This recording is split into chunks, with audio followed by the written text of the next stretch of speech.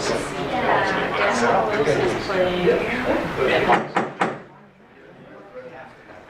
evening. Welcome to a regularly scheduled meeting of the Waterville City Council. If anybody would like an agenda, they are in the plastic sleeve out back. Before I say anything else, I'll ask Chairman Stubbert to please lead us in the pledge. To the flag of the United States of America and to the republic for which it stands, one nation, under God, indivisible, with liberty and justice for all. First up on the agenda is community notes. Community notes is a time where if anybody has something that you'd like to say, tell us about, comment on, that is not already scheduled to be discussed tonight, now would be the time to do it. And we would just ask you to come to the podium and tell us who you are and what it is you have to say. Is there anybody for community notes? Council? Yeah, just a couple notes from some committee things. An update on our business-friendly certification application to the state of Maine is now being finalized and prepared in context via the Mid-Maine Chamber of Commerce, CEO President Kim Linloff, and Central Maine Grove Council's Garvin Donegan. I want to applaud their efforts along with Mike Boyd for staying consistent with the goal and its obvious positive impact it will have on our image as an open for business community. Second thing, this week the Fire Training Facility Committee will be meeting several times, and one of those meetings this week will include the city manager and other related officials to further analyze the complexities of affording such a facility and its obvious positive impact upon the region as a whole. This facility will have 4 committed member cities in Waterville, Winslow, Fairfield, and Norridgewock. Many other towns have expressed financial commitments already in wanting to use the proposed facility. Affordability will be the main concept of these meetings and will soon be shared with all 4 city councils and select people sometime next month. And I think that's it. Anybody else for community notes? Council Boucher. I just want to remind everyone that the Waterville High School musical is opening on Thursday. It's Wizard of Oz. It's very family friendly. There's kids all the way from 6 years old all the way to seniors in the high school.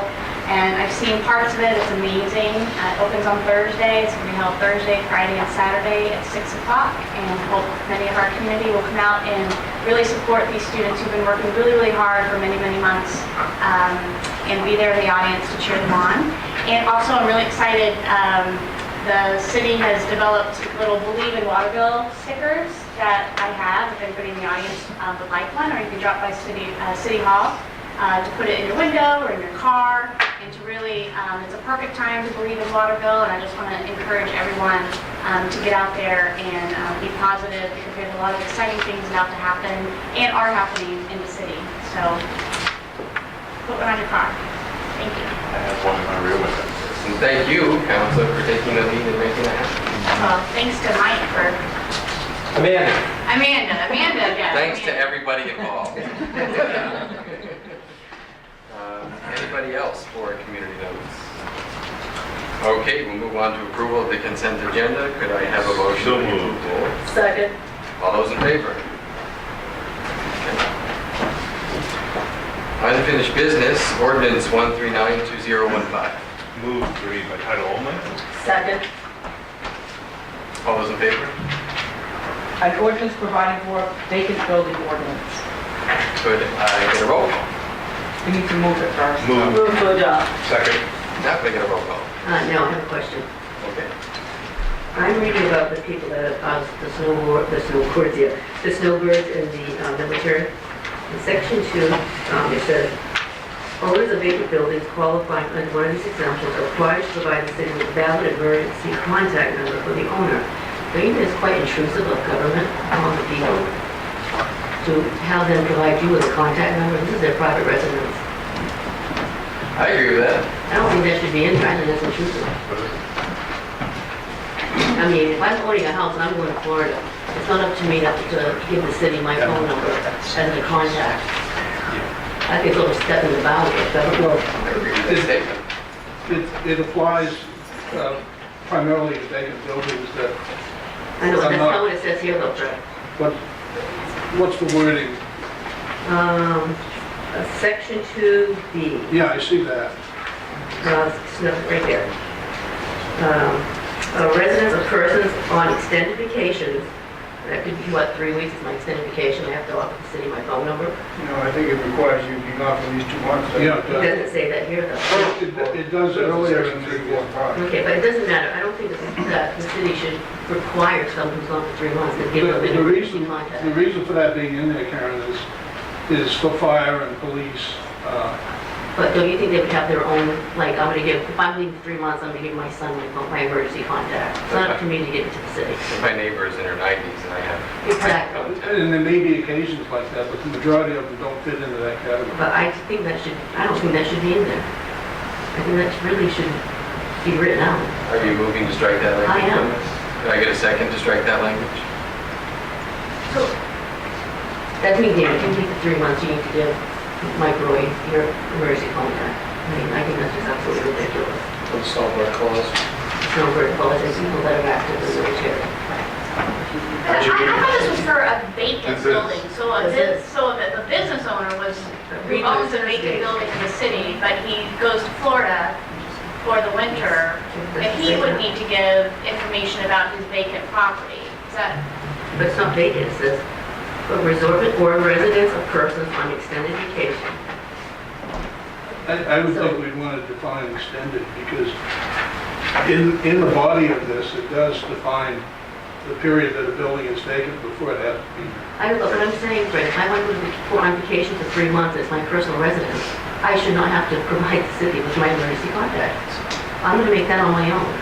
Right, because what it's saying, the language says that the owners of vacant buildings qualifying under one of these exemptions, so they're exempt by leaving their building vacant for several months, are required to provide the city with a valid emergency contact number for the owner. Does this make sense to you? Yeah, I would agree with Councilor Rayford Thomas that would be, probably apply to many of our residents. No one seconded a motion yet. Well, I will second if we could just take out that last sentence of section 2B. Strike that from- Starting with owners. Owners, yeah, owners of vacant buildings. If we could just take out that sentence, wouldn't that be enough? Because basically it's saying, They're exempt. That's right. the ordinance does not apply to primary residents of members of the armed forces, of active duty, vacation or resort facilities, or residents of persons on extended vacation. So it's saying it's not, it does not Right, apply. but what I'm saying, I don't think the fact that we have to give the city our personal Right, phone number. so please, Councilor Boucher, move just Just simply strike that last sentence, not the whole thing. No, I'm not saying that. I agree with you. Starting with owners. Okay, so Starting with owners. Okay. so there's a motion to strike the last sentence of the paragraphs in section 2B. Do I have a second? I'll second that. All those in favor? Yep. Opposed? Okay, so 6-1. And could we move this, is there a motion to move as amended? Move as amended. Second. Okay. I don't want to get in the middle of the council discussion, but I do have a comment I would like to make. Of course. Well, our code enforcement officer said when he was here at the last meeting, and I want to repeat it, because I think it's very serious. You're thinking about adopting an ordinance and we have no one, or very, very limited staff to enforce it. I know the council has talked seriously about adding a permit to code enforcement, but that wouldn't take effect until next July 1. A new position would, unless you decide to come up with the money before then, which is probably very, very unlikely. So if you adopt this tonight, we got 7 months. And Mike, if I'm not wrong, what Garth said was you can pass all the ordinances that you like. It doesn't mean we can enforce them. We can barely enforce the ones we have. That's my concern. We can barely enforce the ones we have. This is going to make it very, very difficult for us. He also stated it was a good start where we want to be. If it could be enforced. If it could be enforced. So, I guess that's my comment. You're making it almost impossible on Garth Collins. Councilor Mayhew. I think when we had discussion about this at the last meeting, like Nathaniel said, this is just another measure to put in his toolbox. This is, I understand what Mike's saying, and I understand what Garth is saying, but Garth did admit that it would be a good ordinance based upon if he had assistance. And of course, we don't know right now, going into budget season, whether that's going to be a reality or not. I still think it's a great comprehensive ordinance to have in his arsenal for hardcore cases. If he had to use it, it would be at his disposal. And I think it's a good first start to have on the books, to have in place. And I think everybody on this council is relatively in agreement that Garth needs help. You know, Mike has been adamant about that, and we understand that, we realize that. If from a tax-based standpoint that we can do that, then we would certainly look into that again with great seriousness. But I still think this is a great weapon in its arsenal that he could use from a comprehensive, because it's consistent, it's fair, it's collective, it's a coordinated effort to really take back our neighborhoods and make them You have no enforceability. improve our way of life. Enforceability, yeah, I understand enforceability is an issue, but at the same time, I think we need something like this. I think I heard God say that On the books. he appreciates the statewide ordinance concerning foreclosed houses. And I heard him say that this ordinance, the fees from this ordinance would not pay for the enforcement. And it would be impossible. It was another tool, but I didn't see him fully endorse it.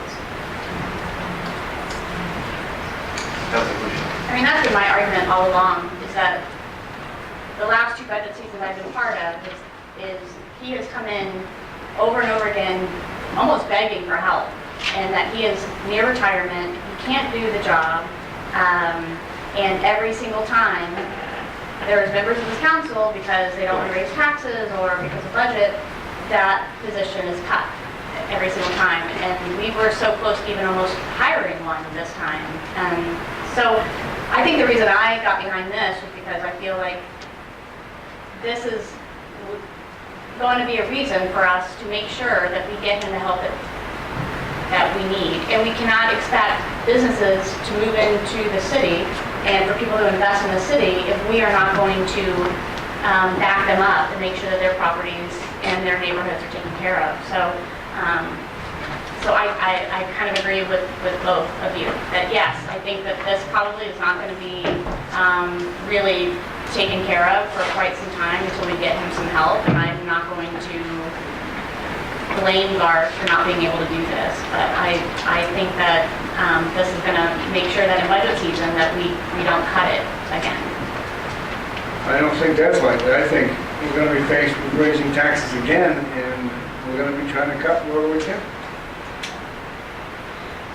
I'd like to follow up on a comment that Councilor O'Donnell made about the fact that the state did pass a law last spring. We all need to remember that. Now all buildings under foreclosure are required by state law to register with us. Certainly, some of those buildings are going to be vacant buildings. Some of those buildings that are vacant in the city and also under foreclosure are going to be counted and taken care of by the state law. We already have a form developed where the mortgage holders, banks can fill it out, put the name of the contact person for us. So some of the buildings out there are going to be addressed by existing law. The ones that won't be, as Councilor Stubbard said, are those that are vacant but not in foreclosure. So I think it would be helpful for us to see just how many are in foreclosure and how that whole process goes. So I guess that's what we're asking for, is a little more time. A little more time before we pass this? Right? Is that what you're saying? Let's see how many buildings get registered through the new state law, which only went into effect in September. I think 90 days after the end of the legislature. September, that law went into effect. So let's just see how many buildings get recorded under that foreclosure law. I believe we have a motion that's seconded on the amended, so I believe we need still to take a roll Well, call. I'd like to clarify though that the copy of the ordinance that was in the council packet actually had some amendments in it as well. So we probably need to move this whole thing as amended with that one strikeout. because there's new language in here about actively marketing the building that was spoken about the last Last meeting. meeting, yes. So if someone wants to move it as amended with the previous amendment I'll intact. move the whole document as amended with Second. the added strength in there. And all those in favor of the amendment? All those in favor, I believe we already voted on the amendment. Well, this is a new amendment now. Okay, all those in favor of the amendments? Opposed? 6-1.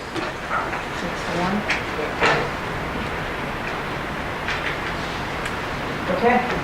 Okay, so we need to move it again as Move it amended? as amended. All right, take another motion to move it as in the totality of the amendments. So moved. Can I get a second? Second. All those in favor? Now roll call vote. Oh, just when I think I've got my hand. Counselor Stubber, Yes. Counselor White, Yes. Counselor Winslow, No. Counselor Mayhew, Yes. Counselor O'Donnell, No. Counselor Boucher, No. Counselor Rencourt Thomas. No.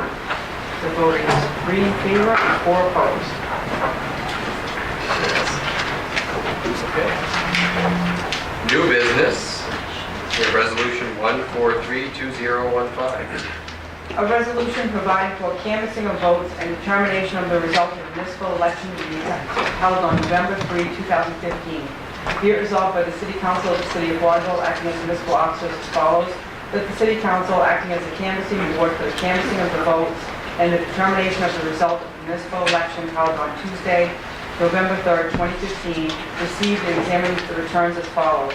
City Council Ward 1, Stoll Stephen, 170, Stubbert Jr., Charles Fred, 72, Board of Education Ward 1, Sylvester Sarah J., 216, City Council Ward 7, DuPont Jacqueline E., 110, Rancourt Thomas Karen A., 92, Tompkins Anthony George, 22, Board of Education Ward 7, Trinwood Pamela J., 173. So moved. Second. All those in favor? Fred, did you not vote? You're not in favor? I'm opposed. Okay.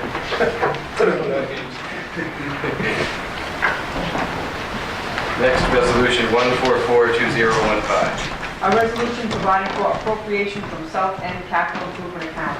Be it resolved by the City Council of the City of Waterville, acting as municipal officers as follows, that funding from the South End Capital Improvement Account in the amount of $1,500 be appropriated to support a comprehensive design services package for the Green Street Park renovation project, as further explained on the attached memo.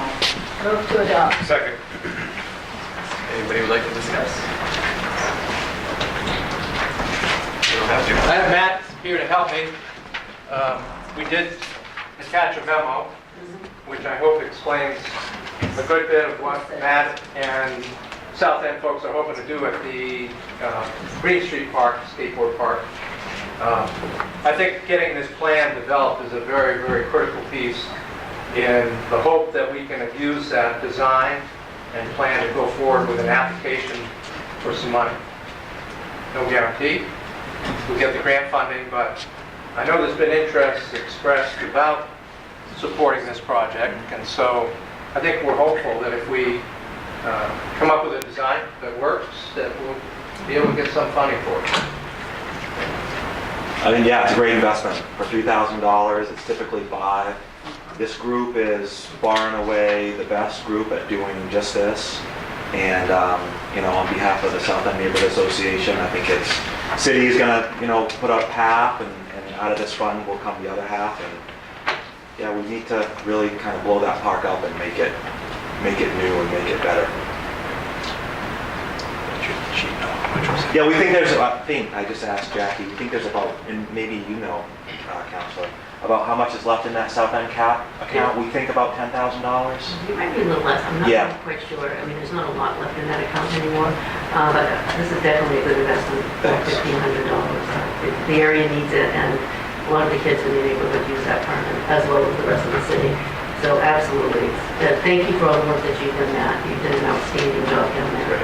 Well, a lot of help from Public Works in our group, so it looks a lot better. It looks a lot School has better. done an outstanding job. They did. Great. All right, thank you. All those in favor? Okay. One more thing real quick. this is the flyer. You can take one and pass it along. There's lectures there. So the meeting is going to be on Thursday, December 3rd at the Muskie Center. You'll see on the flyer.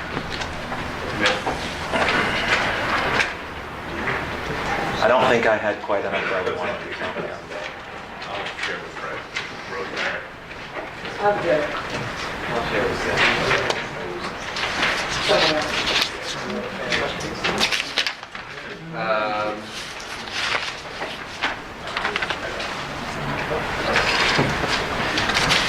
Oh, you want that? Sorry. Resolution 1452015. A resolution providing for repair of main entrance steps, City Hall. Be it resolved by the City Council of the City of Waterville, acting as municipal officers as follows, that an amount not to exceed $15,115 be appropriated from the city's capital improvement reserve fund for the purpose of repairing the granite steps and brickwork at the main entrance to City Hall, as further explained in the attached memo. Be it further resolved to waive the bidding requirement of the city's purchasing ordinance as provided for in Article 1, subsections B and C. Move to adopt. Second. Any discussion? Why are we waiving the bidding, Mike? Is there very few firms that do this kind of work? Very few firms, right, that we know of that do this kind of work.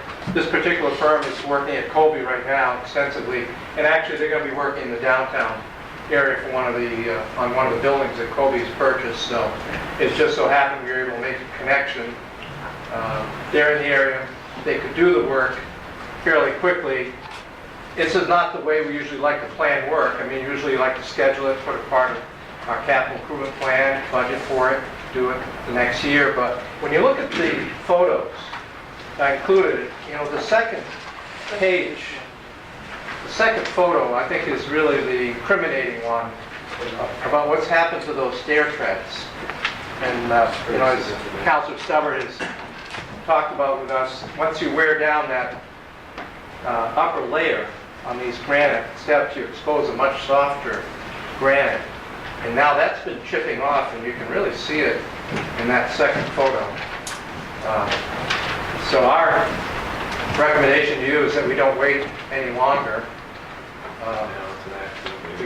It's particularly dangerous in the wintertime. I tried to give you an accounting of what's left in the capital improvement reserve account. So at the bottom of the memo, you can see what we have. I did include the amount that's the next item on your agenda, the $25,000 from the sale of the 470. That revenue is included in the picture, but as you can see, we do have, even with the outstanding commitments we still have to make, there are 3 commitments we still have to pay for. We're still going to be fine with having a balance of $160,000 presently. Any questions? All those in favor? Thank you. All in favor? Resolution 1462016. A resolution providing for transfer of funds, sale of 470. Be it resolved by the City Council of the City of Waterville, acting as municipal officers as follows, that the $25,000 received from the sale of the 470 steam engine be transferred from the city's general fund to the capital improvement reserve account. So moved. Second. When the council voted a year ago to sell the 470, it was never stipulated as to where the money should go. And we've just received the check for $25,000, along with the other key pieces that they needed to do to satisfy the contract. So we have the money, and I think putting it into the capital improvement reserve account is the best approach for it. And that's the same thing we do when we sell buildings or pieces of equipment. Usually the money goes in that account. And it's used to take care of our equipment and our buildings, like this front steps. On the 470, they met their obligations. However, the last remaining obligation is that the engine has to be gone by December 2016. So they have 1 year to dismantle it and remove it off-site. But they've submitted a plan showing how they're going to remove it, how they're going to transport it, how they're going to pay for it, and they, as I said, they satisfy the terms. Okay. All those in favor? Anyone opposed?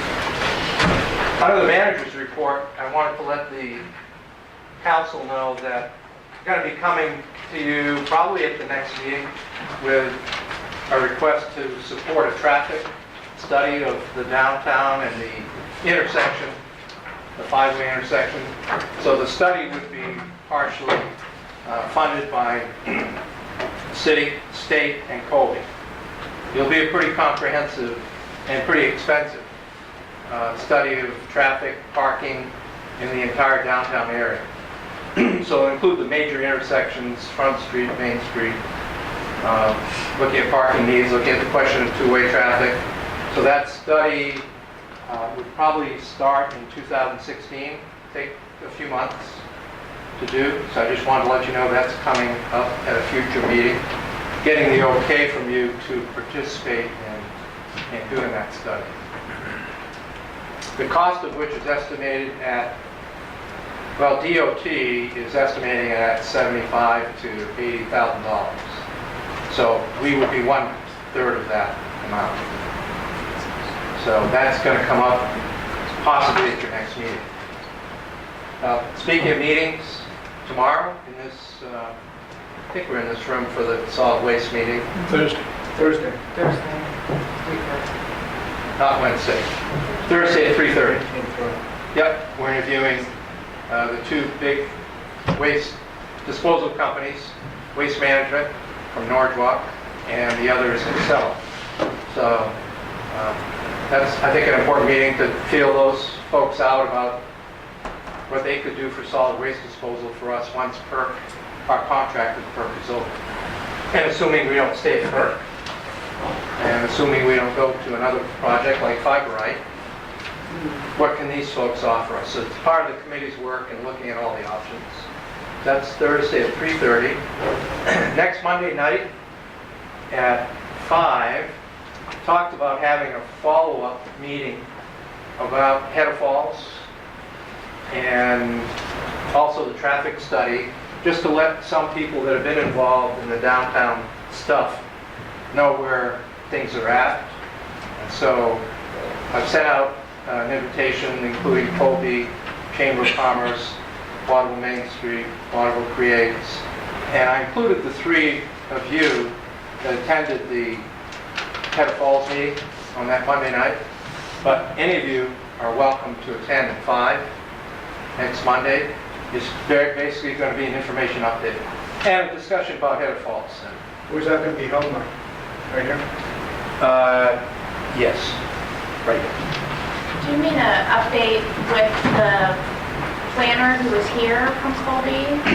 I don't think he'll be, no, he won't be here Monday. He won't be So here it's Monday. just informational then, or is there actual updates? I think this is more of a discussion about formulating, based off the last meeting that we had, the public meeting, formulating some type of actual vision to then go back out and have another follow-up meeting with the public and with the planner. So that, Kind of so a the city meeting to is plan ready. another meeting. It's a meeting about me. Yay. We have a lot of those. Well, there are a lot of moving parts. Yeah. There are a lot of moving parts. So please, and if you think you want to attend next Monday night at 5, let me know so I can plan on it. My last two things, and Matt and Bobby's going to help me on both. First is the cemetery. As you know, we took over things on an emergency basis back in May or April. Yeah, early spring. Early spring, huh? May. Right before Mother's Day.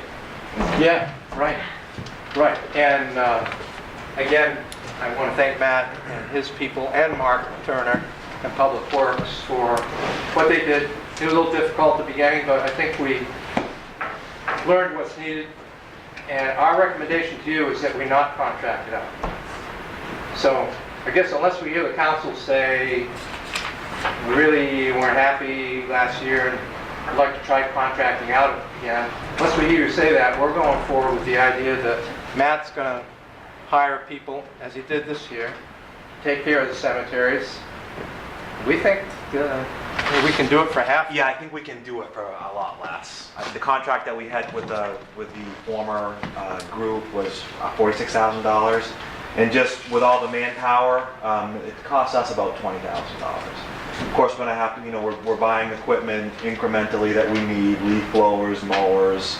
But yeah, I think we can do it for a lot less. And if it turns out that we can't do it for less, then we go out and bid it. But this doesn't include, this $20,000 doesn't include the time that I'm putting in, which it shouldn't, or the Patty's putting in, or Trudy. Trudy's paid, of course, separately, but, so, she makes about $7,500 a year. We can do it for less, for sure. And if we can't, we'll find someone that can. Take a look. I think you've been through. Oh, I have. So I think that it looks, You've done an amazing. they're still on the leaves. The leaves are, it's unbelievable. It's unbelievable. 40 hours a week, 5 guys, they've been there for 3 weeks now, and they're about 2/3 done. That's all they do. Leaves. Yeah, I can imagine. Leaves. Crazy. Yeah. It's literally a forest in there, and you guys Yeah. But it looks almost as good as the cemetery next door, which it in does me, look good, because I've been through too, Matt, because my mother-in-law just passed away recently, so I go in there quite often, so it is, the work's exemplary. Thanks very much so. that's That's our cemetery. plan. Yep, that's the cemetery. That's good. Yep. Yeah. And I'll let you and Bobby cover the pool, because those are the only items I have. Yeah, won't take much time. The pool numbers are in. Each year at about this time, we like to report on, where we came in, big numbers. So I asked Bobby Joe to come in because she is unquestionably she's the pool manager, for sure. She's there almost every day that we're open for 9 weeks. So the bottom line, I'm a little disappointed. I don't have great news. I wish it was a little bit better. It's not horrible. But historically, the pool loses, or did lose, $20,000, $25,000 a year, which was shocking, when I first learned that. So we raised rates. We worked through that with the Recreation Committee in the off-season. We raised rates, again, incrementally, still very reasonable. Great bang for your buck for everybody, residents and non-residents. And we came up about $8,000 short this year. So we're $8,000 down. But, so $81,000 in revenue and $90,000 in expenses. We had a leak this year. Yeah, we had a leak. And we learned, a week or two in, we kept thinking that we could fix it, and we tried different things, but it didn't work out. So we had to wait until the pool closed to fix it. So that meant our water and sewer bill was about $5,000 more than it typically is. So if you take that 5 away from the 8, we're at $3,000. And the power bill was much more, just because the energy rates are, they keep going up. So we're getting closer, and we do our best. Bobby, we're on staff. We close when it's cold and rainy. We let the crew go when we're slow. Geez, I don't think there's much more we can do. We buy chemicals in bulk. I would love to break even or might make money, but this wasn't the year. So that's it. Sorry. I tend to walk along the river just to the rear of where the pool and stuff is. My compliments to your staff, who manage kids and families, and very often the pets as well, but it's just well managed. Well, thanks. Thank you. Bobby deserves the credit. I try to stay away from the pool. That's so. You did the cemetery. Well, yeah. I right. did this year. Oh, did you? I did actually, yeah, we raised the rates, the stuff in the snack shack, and, we were just really on top of that staff. If we didn't have the numbers, we sent people home, and we were much better about shutting down, and, we always had that mindset, it's there, it should be open, but if it was cold or rainy, there's no sense bringing staff in to stand there, so. We did sell a few less passes this year, not as many as I expected, and it was the residential passes that went down this year. And our numbers were down a little bit just from everybody going in, but we were closed 7 more days this year, so I think that, we're working on it. So we still have the Boys and Girls Club that do the upper management or... No, people should understand, we're doing the upper management. I'm sure. people do they? They're doing the middle management, Middle. where they're staffing it on the weekends and evenings when, you know, we want to go home eventually, so. Who hires the lifeguards? We do, Ah, yep. okay. Yeah, so we pay the staff for the lifeguards, and then the Alphon Center provides us with a manager, assistant manager, and the swim instructor, manager. So, but we pay all the guards. Yes, yeah, we do pay a fee for that. So we don't pay them their hourly rate, we just, it's our.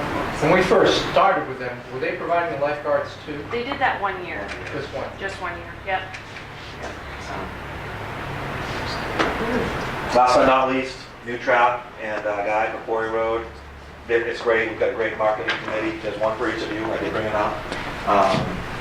And there's a list of activities, great programs and events and activities with 15, 16 on here. So unless you have any questions. To adjourn.